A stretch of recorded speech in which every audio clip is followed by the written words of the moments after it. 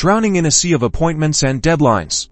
Choosing the right calendar app while Google Calendar or Apple Calendar while can be your lifeline to a more organized life. Today, we're diving deep into a head-to-head comparison. Google Calendar versus Apple Calendar. We'll break down features, integrations, and unique perks to help you pick the perfect digital planner for you. Let's start with Google Calendar.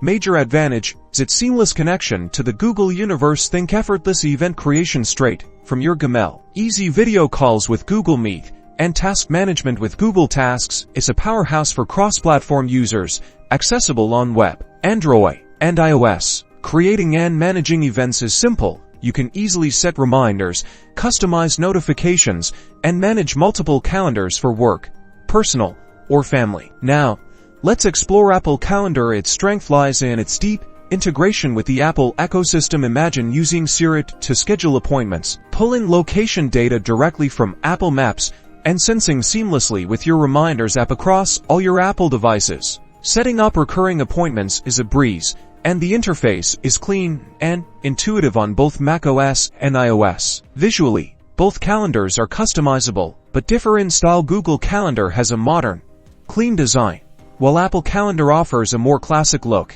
Google Calendar offers smart suggestions to help you quickly create events based on your habits. Apple Calendar excels at travel time estimations, ensuring you're never late for a meeting. Ultimately, the best calendar app depends on your needs. If you're heavily invested in the Google ecosystem and need cross-platform compatibility, Google Calendar is a strong choice. If you're an Apple devotee who values tight integration with Apple devices, Apple Calendar is your ideal match. Choose the one that best aligns with your device's workflow and organization preferences.